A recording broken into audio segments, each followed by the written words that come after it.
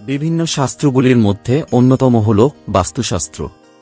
যে শাস্ত্রে বাস্তু সম্পর্কিত বিভিন্ন শুভ অশুভ বিষয়ের উল্লেখ রয়েছে। বাস্তুতে কি রাখা ভালো কি রাখা ভালো নয়, কোনো জিনিস রাখলে বাস্তুতে শান্তি বিরাজ করবে, এই সমস্ত কিছু। তেমনি একটি অন্যতম বাস্তু সম্পর্কিত বিষয় হল উদ্ভিদ। বাস্তুশাস্ত্র মতে এমন বিশেষ কিছু উদ্ভিদ রয়েছে যে গাছগুলি বাড়িতে রোপণ করলে বাড়ির সদস্যদের মৃত্যু পর্যন্ত ঘটাতে পারে, বাড়িতে অশান্তির ঝড় বইতে পারে। তাই এই সমস্ত অশুভ প্রভাব দূর করতে জেনে নিন বাড়িতে কী ধরনের গাছ লাগানো একেবারেই উচিত নয়। বিরাট উচ্চতা যুক্ত প্রসারিত একটি গাছ হল তেঁতুল গাছ। ভুলেও কখনো বাড়িতে এই তেঁতুল গাছ রোপণ করবেন না। এই তেঁতুল গাছ যে মৃত্যুর অন্যতম কারণ তা বৈজ্ঞানিক এবং আধ্যাত্মিক উভয় দিক থেকেই যুক্তিগ্রাহ্য। বিজ্ঞান বলে তেঁতুল গাছ নিশি রাতে কার্বন ডাইঅক্সাইড নির্গমন করে, যা গাছের নিচে জমা হয়। ফলেই কেউ যদি এই গাছের নিচে রাত্রি যাপন করেন সেই কার্বন ডাইঅক্সাইডের বিষক্রিয়ায় ব্যক্তির মৃত্যু ঘটতে পারে। অপরদিকে বিশ্বাস করা হয় ভূতপেতনীদের বাস রয়েছে তেঁতুল গাছে। তাই কখনোই বাড়িতে তেঁতুল গাছ লাগানো উচিত নয়।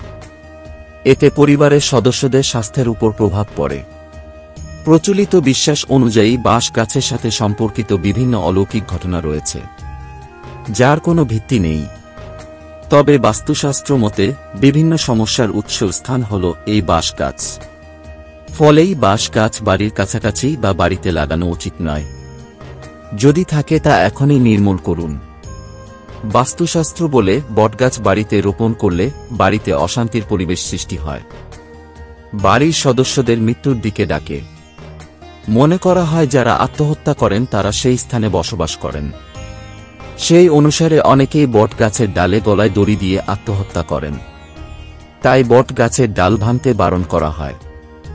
এছাড়া বিজ্ঞান মতে রাত্রিবেলা কার্বন ডাইঅক্সাইড ছাড়ে বটগাছ, যা ভারী হওয়ায় গাছের নিচে জমা হয়।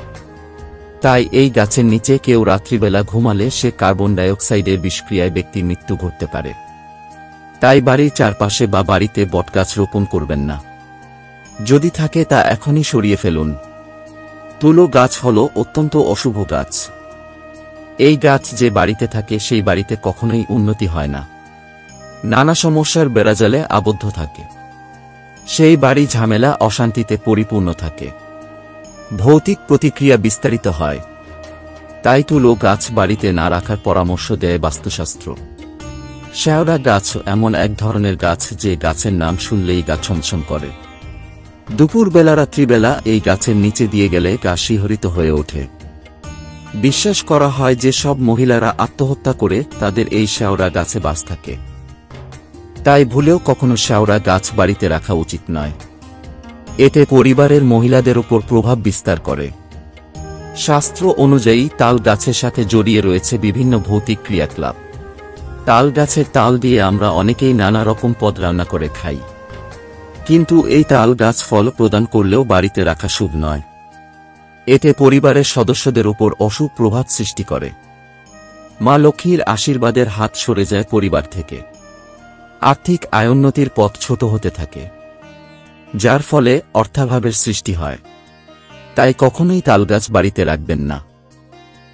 এরকম অজানা তথ্য এবং রহস্য জানতে আমাদের ফ্যাক্ট ইনসাইড বাংলা ইউটিউব চ্যানেলটিকে সাবস্ক্রাইব করে রাখুন এবং নতুন নতুন ইন্টারেস্টিং ফ্যাক্ট ভিডিওর আপডেট পাওয়ার জন্য পাশে থাকা বেল আইকনটি প্রেস করুন।